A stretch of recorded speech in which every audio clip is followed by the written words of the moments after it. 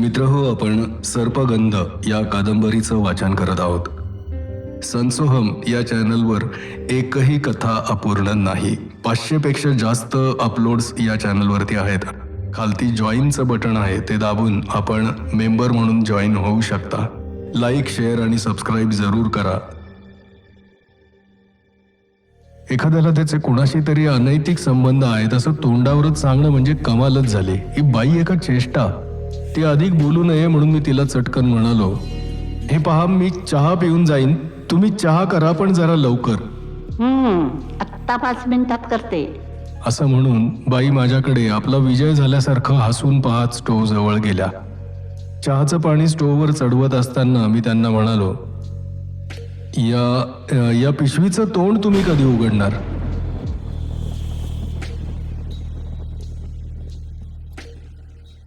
जेवणाच्या वेळी. म्हणजे इतका वेळ जे आत आहे ते असं कोंडलेलंच राहणार? आज जे आहे ते म्हणजे माझा मुलगा आहे. मुलगा आता जर त्याला मोकळा केला ना तर तो आत्ता त्या समोरच्या स्मशानात जाऊन बसेल. त्याचे 2च छंद, एक तर समुद्राच्या पाण्यात उघडं पडून तरंगत राहणं, नाही तर स्मशानातल्या चितेशी बसून चितेवरची गरम गरम राख खाणं. आता पुन्हा त्याला उचलून इथपर्यंत आणायचा म्हणजे माझी कंबरच जाईल. सगळा गाव त्याला भीतो. एकतर पापण्या नसल्यामुळे तो भयंकर दिसतो आणि त्याचे ते भीषण खेळ त्यात भर घालतात. गावातली पोरं तर त्याला बघूनच दूर पळतात. त्यामुळे याला खेळायला घेण्याचा प्रश्नच लांब राहतो. राहू दे तसाच पिशवीत.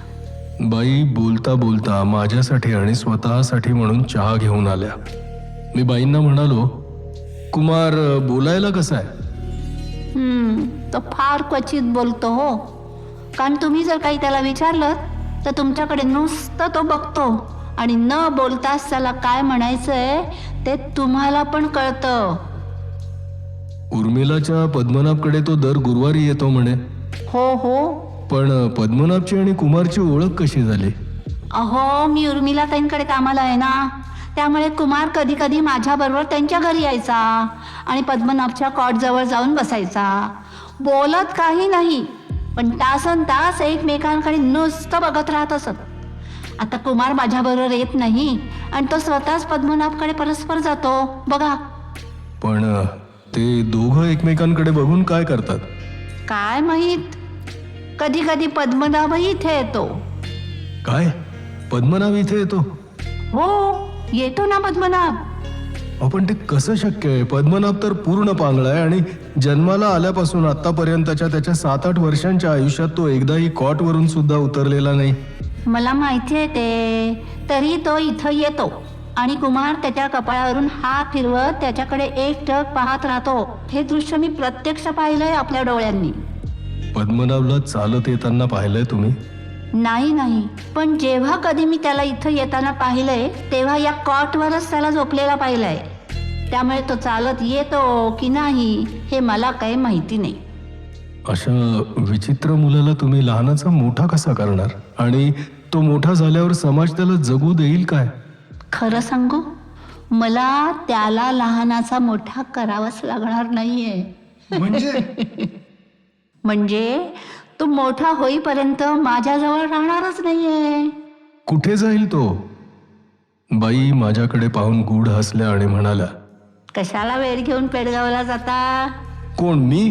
हो, तुम्ही. मी वेळ घेऊन पेडगावला जातोय? हो, तुम्हीच वेळ घेऊन पेडगावला जाताय. काय म्हणणं आहे तुमचं यावर? माझं म्हणणं काय असणार? जे काय म्हणायचंय ते तुम्हीच म्हणताय. आता नाटक पुरे बरं का. मला ठाऊक आहे तुम्ही पद्मनाभ आणि कुमारला घेऊन जाणार आहात. बाईच्या या वाक्यानं मला खरोखरच धक्का बसला. मी त्या दोघांना घेऊन जाणार होतो हे जरी खरं असलं तरी त्यांना कधी घेऊन जाणार होतो हे माझं मलाच माहीत नव्हतं. बाईंनी दुसरा धक्का मला दिला. त्या म्हणाल्या, आणि फक्त या दोघांनाच नाही तर आणखी 7 मुलं तुम्हाला शोधायचे, त्यांनाही तुम्ही घेऊन जाणार आहात. मला वाटू लागलं की उर्मिलानं बाईंना आनंद स्वामींचं सगळं बोलणं सांगितलं असावं. मी काही बोलणार इतक्यात बाई माझा विचार पुस्तकात वाचल्यासारख्या म्हणाल्या, नाही, उर्मिला ताईंनी मला काही सांगितलं नाहीये बरं का. मग तुम्ही असं कशावरून म्हणता? सिद्धनाथ, मी कुमारची आई आहे. ज्या गर्भात हा असा लोकविलक्षण पोरगा मी वाढवला, त्या या माझ्या शरीरात त्याच्या जवळच्या शक्तीचे अस्पष्ट ठसे सुद्धा उमटले नसतील असं तुम्हाला कसं काय वाटलं? मी निरुत्तर झालो. बाईंचं म्हणणं बरोबर होतं. कुमारनं त्यांच्या पोटी जन्म घेतलाय हे मी क्षणभर विसरलोच होतो. बाईंकडे बघण्याचा माझा दृष्टिकोनच बदलला. क्षणात रूपांतर करणाऱ्या कुमारलाही मातृत्वाच्या शक्तीपुढे विनम्र होऊन पिशवीत स्वतःला बंद करून घ्यावं लागत होतं. या वस्तुस्थितीचा मी गांभीर्यानं विचारच केला नव्हता. आता बाईंकडे पाहण्याची माझी दृष्टीच बदलली. बाई उर्मिलापेक्षाही गूढ आणि शक्तिशाली वाटू लागल्या. जे काम मला करायचं होतं त्यासाठी मला आता कुमारचं मार्गदर्शन घेणं आवश्यक होतं. मी बाईंना विचारलं, मला कुमारला भेटायचं आहे, कधी भेटू? माझ्या स्वरात नकळत नम्रता कशी आली याचं मलाच आश्चर्य वाटलं. होय, आता तुम्ही कुमारला भेटायची वेळ झालेली आहे. तुम्ही त्याला आज संध्याकाळीच स्मशानात भेटा. तो तिथे असेल. खरं तर हाच निरोप तुम्हाला देण्यासाठी आजचा प्रसंग घडलाय. आलं का लक्षात? आणि बाईंना नमस्कार करून मी त्यांचा निरोप घेतला. सूर्य क्षितिजावर उतरला तेव्हा स्मशान माझ्या दृष्टीपथात आलं. कुमारला भेटण्यासाठी मी स्मशानात चाललोय असं मी उर्मिलाला घरून निघताना सांगितलं नव्हतं. फक्त पद्मनाभला सांगितलं होतं. मी कपडे करून बाहेर निघताना उर्मिलानं मला पाहिलं, पण मी कुठे चाललोय असं तिनं विचारलं नाही.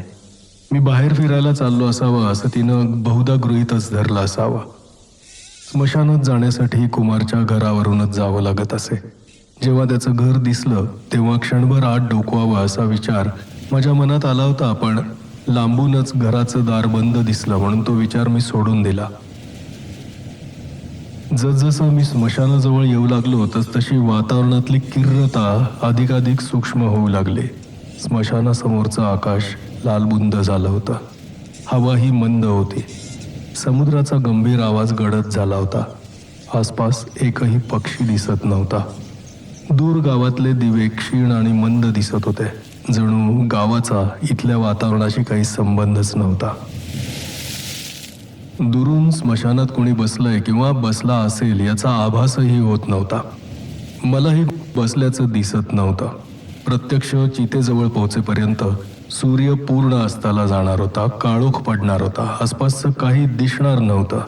अशा परिस्थितीत मी तिथे पोहोचल्यावर जर कुमार मला दिसला नाही तर माझा निभाव कसा लागणार होता?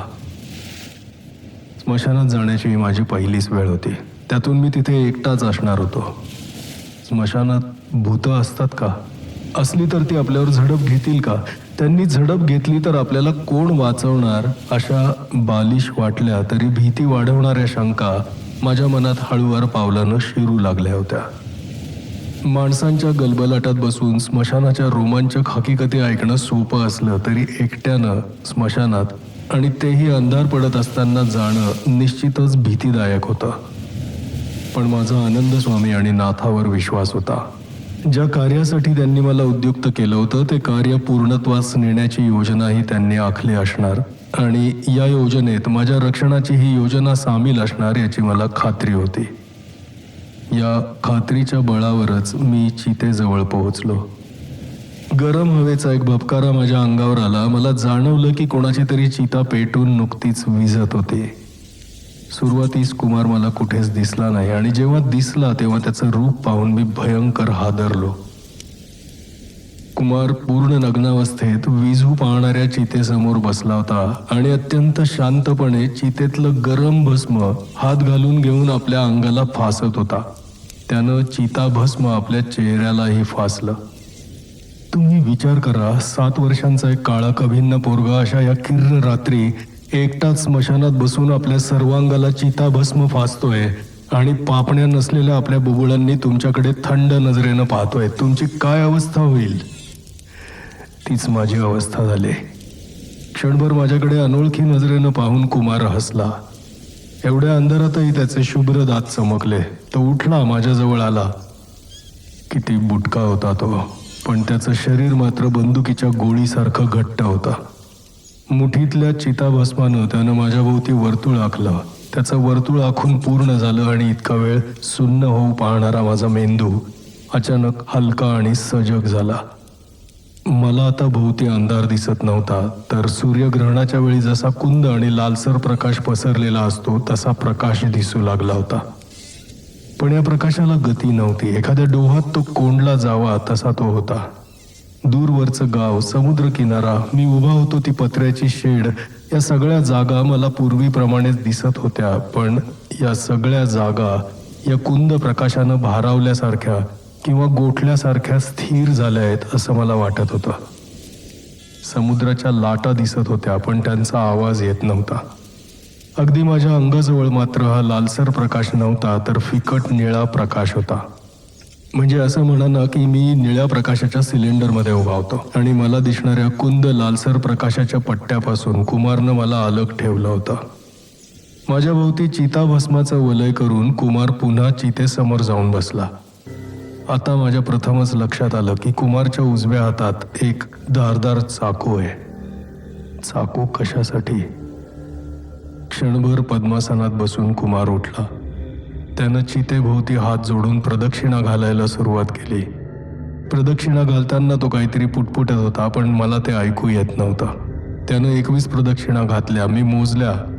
प्रदक्षिणा झाल्यावर कुमार पुन्हा चितेसमोर बसला. आपल्या हातातील चिताभस्म चितेवर फेकत त्यानं आता मोठ्यानं मंत्र म्हणायला सुरुवात केली. अघोरेभ्यम अघोरेभ्यम अघोरेभ्यम अघोरेभ्यम अघोरेभ्यम अघोरेभ्यम अघोरेभ्यम अघोरेभ्यम अघोरेभ्यम अघोरेभ्यम नमो नमः अघोरेभ्यम अघोरेभ्यम अघोरेभ्यम अघोरेभ्यम घोर घोर तरेभ्यः. कुमारनं मंत्राचा पहिला शब्द उच्चारला आणि त्या क्षणापासून सभोवतालच्या कुंद लाल प्रकाशात हालचाल सुरू झाली. जसजशी मंत्राची गती वाढत होती तसतसा प्रकाशाचा प्रत्येक लालसर कण स्वतःच्या जागीच फुल्लिंगित होऊन कंपायमान झाल्याचं मला स्पष्ट दिसत होतं. एकाएकी तो सगळा प्रकाश क्षितिजाच्या दिशेनं खेचला जाऊ लागला. त्यामुळे कुमारच्या मस्तकावरच्या आकाशातील प्रकाशाचा लालसरपणा निवळू लागला आणि जिथे जिथे क्षितिज टेकलं होतं तिथल्या कडांची लाली वेगानं गडद होऊ लागली. एक प्रकारे त्या संपूर्ण प्रकाशाचं केंद्रस्थान कुमारच्या मस्तकावरील आकाशात तयार झालं. जणू कुमारचं मस्तक आणि आकाशात तयार झालेलं ते केंद्रस्थान यांच्यामध्ये ऑप्टिक बीम तयार झाला होता. चेतनामय स्तंभ तयार झाला होता. आता क्षितिजाकडून लाल प्रकाश कणांनी भारलेल्या पण क्षणोक्षणी आकार बदलणाऱ्या आकृत्यांचा एक समूह कुमारच्या दिशेनं झेपावू लागला. त्या झेपावण्यापाठोपाठ एक विचित्र कोलाहलही होता. ज्या कोलाहलाची जाणीव होताच कुमारनं एकाएकी सुरी उचलली आणि अत्यंत शांतपणे आपल्या डाव्या हाताचं पहिलं बोट तोडून चितेच्या गरम राखेत टाकलं. एका पाठोपाठ एक डाव्या हाताची सगळी बोटं, खांद्यातून डावा हात आणि मग डावा पाय तोडून त्यानं चितेत टाकला. एकीकडे त्याचे मंत्रोच्चार सुरू होते आणि वेदनेचा मागमूसही त्याच्या उच्चारात नव्हता. हे दृश्य फार भयंकर होता. पण कुमार जसा एक एक अवयव तोडून चितेत टाकत होता तसतसा त्याच्या दिशेनं पुढे सरकणारा लाल आकृत्यांचा जमाव दचकल्याप्रमाणे मागे हटत होता. शेवटी कुमारनं आपल्या उजव्या हातानं आपलं मुंडकं कापलं आणि कापलेलं कलिंगड आपल्या हातात घ्यावं इतक्या सहजतेनं आपल्या उजव्या हातात ते तोलून समोरच्या चितेवर भिरकावलं. आणि एकाच वेळी 2 घटना घडल्या. कुमारच्या धडातून उसळलेला रक्तप्रवाह त्याच्यावर तयार झालेल्या निळसर चैतन्य स्तंभात मिसळला आणि स्तंभातील तो निळा प्रकाश कुमारच्या धडातून त्याच्या उर्वरित शरीरात पसरू लागला. कुमारनं चितेत फेकलेलं स्वतःचं शीर बॉम्बस्फोट व्हावा तसं फुटलं आणि त्यातून प्रचंड अग्निस्फुल्लिंग बाहेर फेकली गेली. कुमारच्या धडात शिरणारा निळा प्रकाश हा त्यातून उडणाऱ्या रक्ताच्या कारंजाचं रूपांतर गडद निळ्या पट्ट्यात करत होता. आणखी मिनिटभरात ती प्रक्रिया संपली. लाल आकृत्या पुन्हा क्षितिजा मागे गेल्या होत्या. कोलाहल थांबला होता. कुमारच्या धडाच्या जागी कमीत कमी 15 मजल्यांच्या उंची एवढा पारदर्शक प्रचंड निळा सर्पाकार उभा होता. त्याच्या शरीरातून बाहेर पडणाऱ्या निळ्या स्फुल्लिंगांनी कुंद लाल प्रकाशाचा मागमूसही ठेवला नव्हता. त्याऐवजी आता सर्वत्र निळ्या डोहासारखा शांत आणि निश्चल प्रकाश पसरला होता. आता माझ्या भोवती असणारा प्रकाश आणि बाहेरचा प्रकाश यात मर्यादा रेषा राहिली नव्हती. मीही बाहेरच्या प्रकाशाशी एकरूप होऊ इच्छित होतो. सीतेच्या जागी आता आलिशान मंचक दिसत होता आणि कुमारचा संपूर्ण देह त्यावर निवांत पहुडला होता. जणू माझ्या समोर दिसणाऱ्या त्या प्रचंड अतिनील सर्पाकारानं कुमार नावाच्या देहाचं एक वस्त्र काही क्षणांपुरतं उतरवून ठेवलं होतं इतकंच. श्रुतकीर्ती! अचानक त्या सर्पाकाराकडून हे शब्द गाभाऱ्यात घुमून यावेत तसे माझ्यापर्यंत येऊन पोहोचले.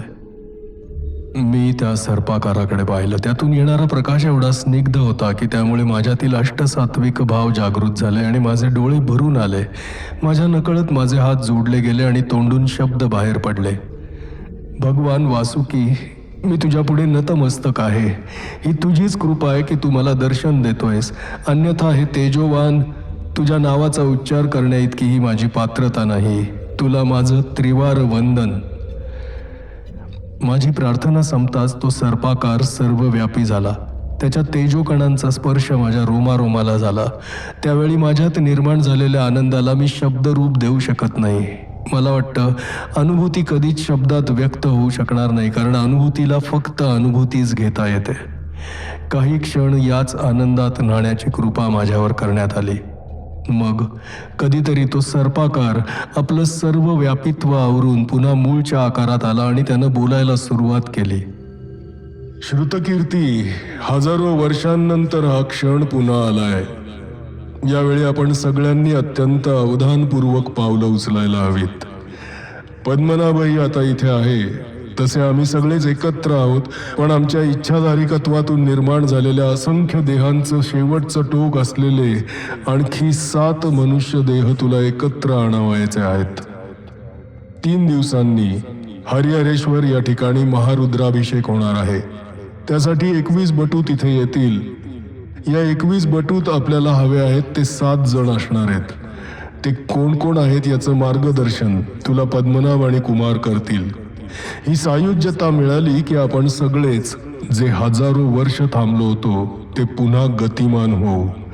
कोणतीही अडचण आली तरी आत्मविश्वास घालवू नकोस. आम्ही तुझ्याबरोबर आहोत यावर निष्ठा ठेव.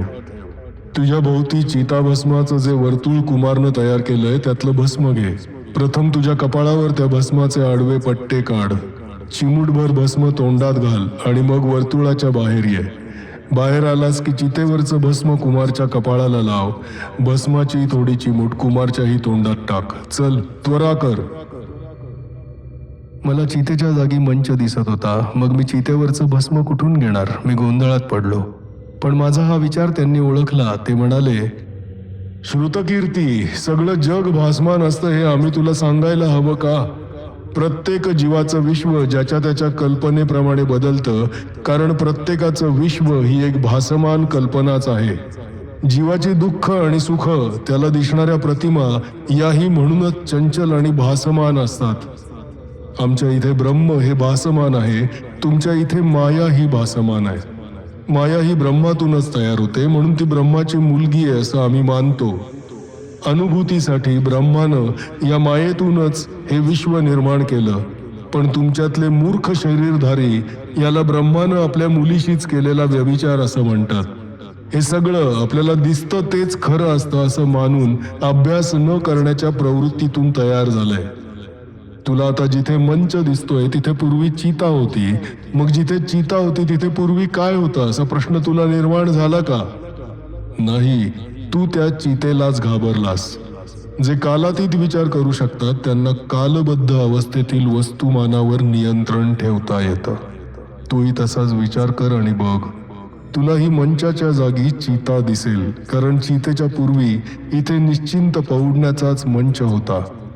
जड अणूंनी भारलेली अस्तित्व इथे आली आणि जड देहांच्या चिरनिद्रेचाच हा मंच म्हणजे ही चिता अस्तित्वात आली. हो पुढे.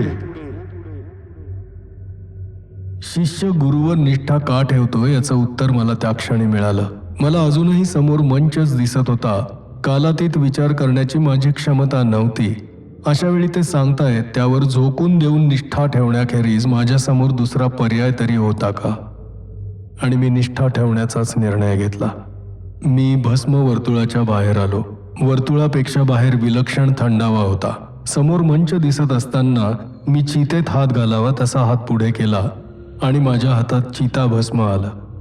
त्यांनी सांगितल्याप्रमाणे वर्तुळातलं भस्म मी कपाळाला लावलं होतं आणि तोंडातही टाकलं होतं. तसंच मंचातून मिळालेलं भस्म मी कुमारच्या कपाळाला लावलं आणि त्याचं तोंड उघडून त्याच्या तोंडात टाकलं. याच वेळी पुन्हा मला आज्ञा झाली, आता कुमारचा देह उचल आणि त्याच्या घरी नेऊन ठेव. योग्य वेळी तो पुन्हा सचेत होईल. त्याची आई तुला जेवायचा आग्रह करेल तेव्हा तू तिथे जेवशील.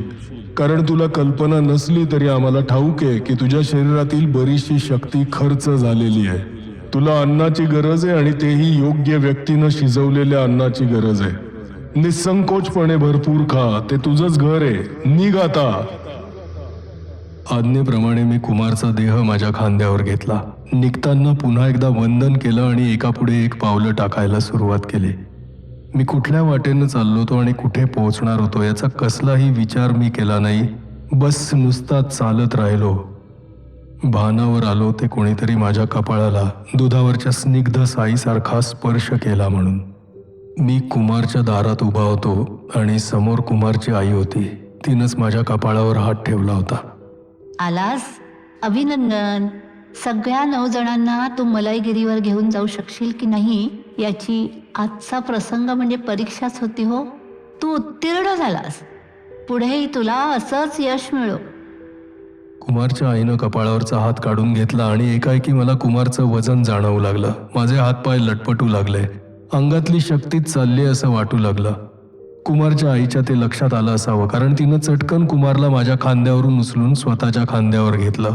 एका हातानं माझाही दंड धरला आणि आम्हा दोघांनाही आत आणलं. कुमारला खाटेवर ठेवलं. त्याच्या आणि माझ्यावर पाणी शिंपडलं आणि मलाही कुमार शेजारी खाटेवर झोपवीत ती म्हणाली, मी वाढते, तू जेवण घे, इथेच झोप. उर्मिलाला तसा निरोप देण्याचं काम पद्मनाभनं आधीच केलंय हो. कुमारच्या आईनं मला जेवायला वाढलं. जेवण साधं होतं, शाकाहारी होतं. जेवणात शेवयांची खीर होती. माझी अन्ननलिका भयंकर तापल्याचं मला स्पष्ट जाणवत होतं. घशात काहीतरी थंड ओतायला हवं होतं. मी बाकीचं जेवण सोडून वाटीतली खीर प्यायलो. आईनं पुन्हा वाटीत खीर वाढली. ती आधीच खिरीचं पातेलं घेऊन बसली होती. तिला बहुधा मी काय खाईन याचा अंदाज असावा. मी खीर पीत राहिलो, ती वाढत राहिली. किती वाट्या खीर मी प्यायलो असेल कोणास ठाऊक. जितकी खीर प्यावी तितकी अन्ननलिका शांत होत होती. मी ताटातल्या इतर पदार्थांना हातच लावला नाही. खिरीनं पोट भरलं तेव्हा चूळ भरली आणि सरळ कुमार शेजारी कॉटवर जाऊन झोपलो. दुसऱ्या क्षणी मला शांत झोप लागली. सकाळी मला जाग आली तेव्हा माझं शरीर मला पिसासारखं हलकं वाटत होतं. मन उल्लसित होतं. क्षणभर मी कुठे याचं आकलन मला झालं नाही. जेव्हा झालं तेव्हा खाटेवर शेजारी बघितलं तर कुमार तिथे नव्हता. मी उठून बसता राहिलो. घरभर नजर फिरवली. कुमारची आईही कुठेच दिसली नाही. मी चूळ भरली, तोंड धुतलं आणि सरळ घराबाहेर पडलो. किनाऱ्यावरची वाळू कोवळ्या उन्हात चमचमत होती. नेहमीप्रमाणे किनारा निर्मनुष्य होता. ओहोटीमुळे लाटांचा आवाज विरल्यासारखा येत होता. मी चालता चालता कुमारच्या घराकडे वळून पाहिलं. अथांग वाळू, लाटा, घोंगावणारा वारा आणि वाळूवर पसरलेल्या जाड पानांच्या हिरव्या वेली या पार्श्वभूमीवर ते घर एखाद्या शिलेदारासारखं किंवा एखाद्या निवडुंगासारखं एकाकी वाटत होतं. आदल्या रात्रीचा सगळा प्रसंग मला स्पष्ट आठवत होता.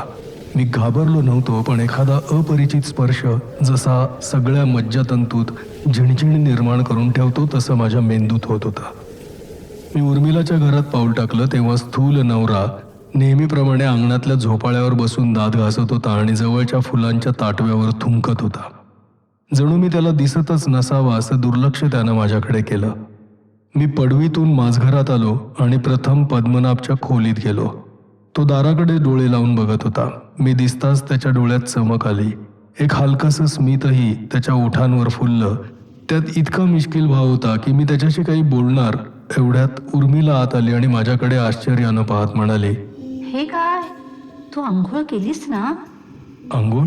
छे, मी तर तू तर पहाटे 5ला उठलेस. हरिहरेश्वरला जायचंय म्हणून लवकर उठून आंघोळ करून चहा पिऊन तयार सुद्धा झालायस. मग असा पारोसा का दिसतोयस? उर्मिला माझं बोलणं तोडून मध्येच म्हणाले, अगं मी तर आत्ता आलो, रात्रभर मी कुमारकडे. पण मी माझं वाक्य थांबवलं. काय प्रकार झाला असावा ते माझ्या क्षणार्धात लक्षात आलं. मी कुमारजवळ स्मशानात असताना कुमारनं माझी बायोप्लाझ्मिक बॉडी उर्मिलाच्या घरात परत पाठवली होती, पण कुमारनं तर हरिहरेश्वरला 2 दिवसांनी जायला सांगितलं होतं.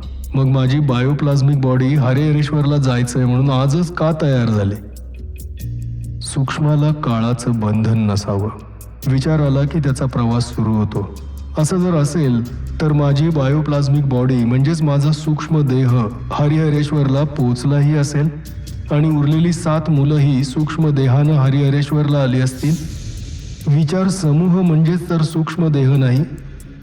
काय झालं सिद्धनाथ? असा ॲब्सेंट माइंडेड का दिसतोयस? उर्मिलाच्या आवाजानं माझी लिंक तुटली. मी काहीतरी उत्तर द्यायचं म्हणून म्हणालो, उर्मिला काय म्हणालीस? आंघोळ ना? हो, आंघोळ झाली ना माझी. तुला जायचंय ना हरिहरेश्वरला? 8 वाजता ST आहे. नाही, आज नको जाऊया, 2 दिवसांनी जाऊया, कुमारलाही घ्यायचंय.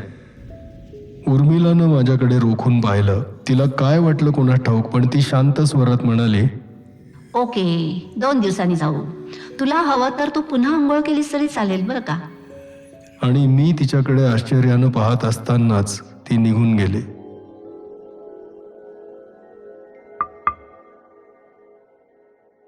आपल्याला असं वाटतं किंवा आपला असा समज असतो की आयुष्यात घडणाऱ्या घटनांचा अंदाज थोडं अवधान ठेवलं तर आपल्याला येऊ शकतो, पण हे खरं नाही. असं ज्यावेळी आपल्याला वाटतं ना, तेव्हाच आपले अंदाज चुकायला लागलेले असतात. निसर्ग आणि घटनाक्रम एवढे सहज असतात की आपल्या अंदाजाला कधी हुलकावणी मिळाली तेही आपल्याला कळायला फार उशीर लागतो. आता माझंच उदाहरण घ्या. आनंद स्वामी नाथा किंवा योगी क्षिप्रनाथ यांनी प्रदीप्त केलेल्या ज्ञानकुंडातील भस्मात अंग घुसळण्याचा प्रयत्न करणारा मी मुंगूस. आपलं अंग ज्ञानरूपी सुवर्णाचं झालंय असा माझा भ्रम होता. कुमार पद्मनाभ सारखे साथी असल्यामुळे मला सगळं आधी कळू शकतं असा माझा दुराग्रह. पण माझे सगळे आग्रह, भ्रम, समज एका घटनेनं गळून पडले. उर्मिलाच्या नवऱ्याला जीवे मारण्याचा आरोप माझ्यावर आला आणि तोही उर्मिलानंच केलेल्या चुकीच्या विधानामुळे. उर्मिलाच्या घरामागे भेटलेले पीर बाबा म्हणाले होतेच की आपल्याच माणसाच्या चुकीमुळे आपण संकटात येत असतो. खरं झालं ते. घडलं असं, दुपारची वेळ होती.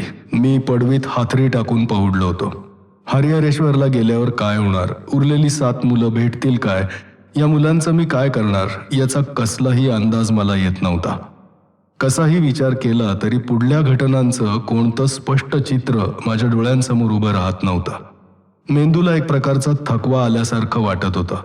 बाहेरचं ऊन, किर्र शांतता, उबग आणणारा उकाडा, यामुळे मला ग्लानी येऊ लागली. किती वेळ ग्लानी आली कोणास ठाऊक, पण उर्मिलाच्या हाकेनं मला जाग आली तेव्हा दिवस मावळला होता आणि माझ्या भोवती डास घोंगावत होते. अर्धवट ग्लानीतच मी उठलो. उर्मिला मला म्हणत होती, सिद्धनाथ, अरे त्या झोपाळ्याच्या दोरीची गाठ बांधून देतोयस ना? क्षणभर ती काय म्हणते ते माझ्या लक्षातच आलं नाही. जेव्हा लक्षात आलं तेव्हा काहीही न बोलता सरळ अंगणातल्या झोपाळ्याकडे गेलो आणि झोपाळ्याच्या कडीची गाठ सोडून पुन्हा बांधू लागलो. डोक्यातली ग्लानी तशीच होती. स्वप्नात उठून हालचाली कराव्यात तसं काहीतरी माझं चाललं होतं. बहुधा कुमारबरोबर स्मशानात रात्रभर केलेल्या जागरणामुळे असं होत असावं. झोपाळ्याची गाठ कशीबशी बांधली आणि माझ्या खोलीत जाऊन मी पुन्हा झोपलो. जाग आली तेव्हा कुणाच्या तरी मोठमोठ्यानं रडण्याचा आवाज मला आला. शिवाय कोणीतरी मला गदागदा हलवून जागही करत होतं. मी खडबडून जागा होत आसपास पाहिलं. उर्मिला ओक्साबोक्षी रडत मला गदागदा हलवत होती. बाहेर झुंजू झालं होतं. मी तिला विचारलं, काय झालं? प्रथम उर्मिलाच्या तोंडून शब्दच फुटत नव्हता. ती तुटक बोलत होती. तिचं बोलणं एकत्रित करून समजून घेण्याचा मी आटोकाट प्रयत्न करत होतो आणि जेव्हा तिच्या बोलण्याचा अर्थ माझ्या लक्षात आला तेव्हा विजेचा धक्का बसावा तसा मी ताडकन उभा राहिलो. उर्मिला सांगत होती, तिचा नवरा झोपाळ्यावरून पडून मेला. मी पिसाटल्यासारखा धावत बाहेरच्या अंगणात आलो. समोरचं दृश्य भयंकर होतं. उर्मिलाच्या नवऱ्याचा स्थूल देह रक्ताच्या थारोळ्यात उताणा आणि अस्ताव्यस्त पडला होता. झोपाळ्याची ज्या बाजूची दोरी मी बांधली होती तीच सुटून झोपाळा तिरका झाला होता. उर्मिलेच्या नवऱ्याचं डोकं एका अणकुचीदार दगडात घुसलं होतं. क्षणाचीही उसंत न मिळता त्याचा प्राण गेला असावा, कारण त्याच्या पापण्या उघड्याच राहिल्या होत्या. पापण्या मिटण्याचीही उसंत त्याला मिळाली नसावी. मी उर्मिलाला विचारलं, हे कसं झालं? अरे, नेहमीप्रमाणे ते दात घासताना झोपाळ्यावर बसले आणि बसता क्षणी झोपाळ्याची दोरी सुटून त्यांचा तोल गेला असावा. काहीतरी धपकन पडल्याचा आवाज मी स्वयंपाकघरातून ऐकला खरा, पण काय घडलं हे बघायला मी लगेच गेलेच नाही रे. बऱ्याच वेळेला नारळाची झावळी पडल्याचे आवाज येतात, तशीच ती पडली असावी असं गृहीत धरून मी चहा करीत राहिले. चहाचे कप देण्यासाठी जेव्हा मी बाहेर आले तेव्हा ते असे रक्ताच्या थारोळ्यात पडलेले मला दिसले. कप तिथेच टाकून मी तुला बोलवायला आले. आता काय करायचं सिद्धनाथ? त्याला हॉस्पिटलमध्ये हलवायला हवंय का? त्याचा काही उपयोग होणार नाही. त्यांचा जीव केव्हाच निघून गेलाय. असं व्हायला नको होतं सिद्धनाथ. आता पोलिसांना बोलवावं लागेल ना. सगळा प्रकार बाहेरच्या अंगणात घडला असल्यामुळे एव्हाना 20-25 गावकरी आणि शेजारी पाजारी आमच्या भोवती जमले होते. त्यातलं कोणीतरी पोलिसांना बोलावून आणलं. इन्स्पेक्टर राव राणे आणि 2 कॉन्स्टेबल आले. सोबत डॉक्टरही होते. उर्मिलाच्या नवऱ्याची तपासणी करून डॉक्टरांनी तो मेला असल्याचं प्रथम डिक्लेअर केलं. मग राव राण्यांनी उर्मिलाला विचारलं, झोपाळ्याची दोरी कधी बांधली? कालच. किती वाजता? संध्याकाळी 6:30-7चा सुमार झाला होता. सगळ्या दोऱ्या बांधल्या होत्या? नाही. म्हणजे ज्या बाजूने झोपाळा तुटलाय त्या बाजूची दोरी बांधली होती? हो. कोणी बांधले? राव राण्यांचा हा प्रश्न धनुष्यातून सुटलेल्या तीरासारखा आला असं मला वाटलं. क्षणार्धात पुढे काय होणार आहे याचा अंदाज मला आला. दोरी मी बांधली असं कळताच राव राण्यांची भेदक नजर माझ्यावर रोखली जाणार होती. आता माझे आणि उर्मिलाचे संबंध, उर्मिलाचे आणि तिच्या नवऱ्याचे संबंध आणि याबद्दल गावकऱ्यांच्या होणाऱ्या साक्षी, यातून निष्कर्ष काय निघतो यावरच सगळं अवलंबून असणार होतं. उर्मिला माझ्याकडेच पाहत होती. माझ्या मनात पाल चुकचुकले. उर्मिलाच्या मनात माझ्याविषयी संशय तर नाही? इतक्यात उर्मिला राव राण्यांना म्हणाली, दोरी यांनी बांधली.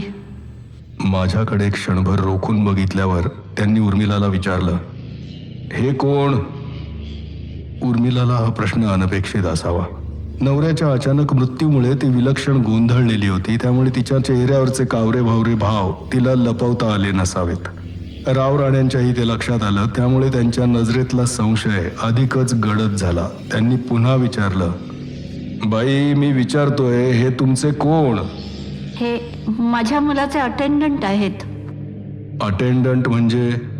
माझा मुलगा जन्मापासून पांगळा आहे. त्याला सतत ब्लड द्यावं लागतं. निरनिराळ्या डॉक्टरांकडे घेऊन जावं लागतं. त्यासाठी मदतनीस म्हणून हे माझ्याबरोबर असतात. उर्मिला स्वतःलाच सावरत म्हणाली, हे तुमचे नातेवाईक आहेत? नाही. त्यांना आम्ही पगार देतो. उर्मिलाच्या हजरजबाबीपणाची आणि धादांत खोटं सांगण्याची मला कमाल वाटली. इतक्यात राव राण्यांनी मला विचारलं, तुमचं नाव काय? सिद्धनाथ वासुदेव दातार. तुम्ही यांच्याकडे किती दिवस नोकरी करता? 2-2.5 महिने झाले असतील. या आधी तुम्ही कुठे होता? इन्स्पेक्टर साहेब, मी पत्रकार आहे. मग पत्रकारिता सोडून यांच्याकडे का आलात? आता राव राण्यांना खरं काय ते सांगायला हवं होतं. उगीच खोटं सांगून उर्मिलानं मला अडचणीत टाकलं होतं. कदाचित पतीच्या अचानक मृत्यूमुळे माझ्याशी असलेल्या संबंधांबाबत उर्मिलाच्या मनात पापभावना जागृत झाली असावी. पण मी जर लगेच खरं सांगितलं नाही तर राव राण्यांच्या मनातील संशय वाढणार होता. म्हणून मी म्हणालो, इन्स्पेक्टर साहेब, पतीच्या अचानक मृत्यूमुळे उर्मिलाच्या मनाला धक्का बसलाय, त्यामुळे तुम्ही विचारता एक आणि ती उत्तरं भलतंच देते. वस्तुस्थिती अशी आहे की उर्मिलाचा मुलगा पद्मनाभ याला एक असाध्य रोग आहे. कुठल्याही डॉक्टरच्या उपचाराबाहेरचा आहे तो. मी ज्या साप्ताहिकात नोकरी करतो त्यात अनेक आध्यात्मिक व्यक्तींच्या मुलाखती मी छापत असतो. अशा कुणा आध्यात्मिक व्यक्तीमुळे मुलाचा रोग बरा झाला तर पाहावा म्हणून उर्मिला माझ्याकडे आली होती. त्याप्रमाणे मी तिला मदत करायला सुरुवात केली आहे. पण ही माझी नोकरी नव्हे. मी माझ्या साप्ताहिकातून 6 महिन्यांची रजा घेतली आहे आणि तेवढ्या काळात हिच्या मुलाला बरं करण्याची माझी इच्छा आहे. मी खरं बोलण्यामुळे किंवा माझ्या बोलण्यातून आणखी काही धागे मिळण्याची शक्यता निर्माण झाल्यामुळे असेल, पण राव राण्यांच्या चेहऱ्यावर समाधान दिसलं. त्यांनी विचारलं, झोपाळ्याची दोरी तुम्ही बांधलीत? होय, पण मला त्याची कधी सवय नव्हती. काल दुपारी मी झोपलेला असताना मला उर्मिलानं उठवलं आणि अर्धवट जागृत अवस्थेतच मी ही दोरी बांधली. इन्स्पेक्टर साहेब, हा निव्वळ दुर्दैवी अपघात आहे. ते आणखी इन्व्हेस्टिगेशन केल्यावर कळेलच. आता बॉडी पोस्टमॉर्टेमसाठी अलिबागच्या सिव्हिल हॉस्पिटलमध्ये न्यावी लागेल. तुमच्यापैकी पोस्टमॉर्टेम नंतर बॉडी ताब्यात घ्यायला कोण येणार? मलाच यावं लागेल. मी उर्मिलाकडे पाहत म्हणालो. तिनं होकारार्थी मान डोलावली. दातार, तुमच्याबरोबर गावातला आणखी एक प्रतिष्ठित माणूस घ्या. का इन्स्पेक्टर साहेब, तुमचा माझ्यावर तर संशय नाही? मी सरळच विचारलं. दातार, पोलिसी कारवाईत कुठलंही निर्णयात्मक उत्तर पुरावा आणि सभोवतालची परिस्थिती पाहूनच द्यावं लागतं. तोपर्यंत घटनेशी संबंधित असलेले सगळेच संशयित असतात आणि संशयित नसतातही. उर्मिलाबाई काय स्टेटमेंट देतात यावर संशयितांची पहिली यादी अवलंबून आहे. मी तुम्हाला फक्त एवढीच विनंती करेन की ही केस पूर्ण निकालात निघेपर्यंत तुम्ही श्रीवर्धन सोडू नका. याचा सरळ अर्थ राव राण्यांना माझ्याविषयी संशयच येत होता हे उघड होतं. मी भलत्याच अडचणीत निष्कारण अडकलो होतो. उर्मिलानं मी तिच्याकडे नोकरी करतो असं उगीच सांगितल्यामुळे राव राण्यांच्या मनात संशय निर्माण झाला होता. उद्या मला पद्मनाभ आणि कुमारला घेऊन हरिहरेश्वरला जायचं होतं आणि राव राणे तर मला श्रीवर्धन सोडून द्यायला तयार नव्हते. पद्मनाभच्या प्रकरणात मी एवढा पुढे गेलो होतो की आता हा प्रश्न उर्मिलाचा राहिलाच नव्हता. कुमार म्हटल्याप्रमाणे आणखी 7 मुलं मला हरिहरेश्वरला भेटणार होती. त्यानंतर काय होईल याची काहीच कल्पना तेव्हा नसल्यामुळे माझी उत्सुकता अगदी शिगेला पोहोचली होती. आणि इकडे तर हरिहरेश्वरला जाण्यासाठी मी श्रीवर्धन सोडताच राव राण्यांचा संशय बळकट होऊन त्यांनी मला अटकही करण्याची शक्यता निर्माण झाली असती. काय करावं तेच मला कळत नव्हतं. पीर बाबा म्हणाले होते त्याप्रमाणे आपलीच माणसं आपल्याला अडचणीत आणतात याचा प्रत्यय मला येत होता. राव राण्यांनी पंचनामा उरकला. ॲम्ब्युलन्समधून उर्मिलाच्या पतीचा देह पोस्टमॉर्टेमसाठी आम्ही अलिबागला घेऊन गेलो. परत आलो तेव्हा उर्मिलाच्या घराबाहेर एक हवालदार पहारा देत असलेला दिसला. मी घर सोडून जाऊ नये म्हणून राव राणेंनी पक्की काळजी घेतलेली दिसत होती.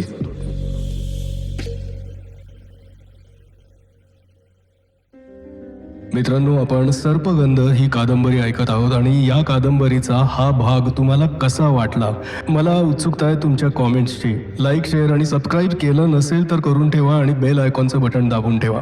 पुढच्या भागासाठी संसोहम या चॅनलला भेट द्यायला विसरू नका.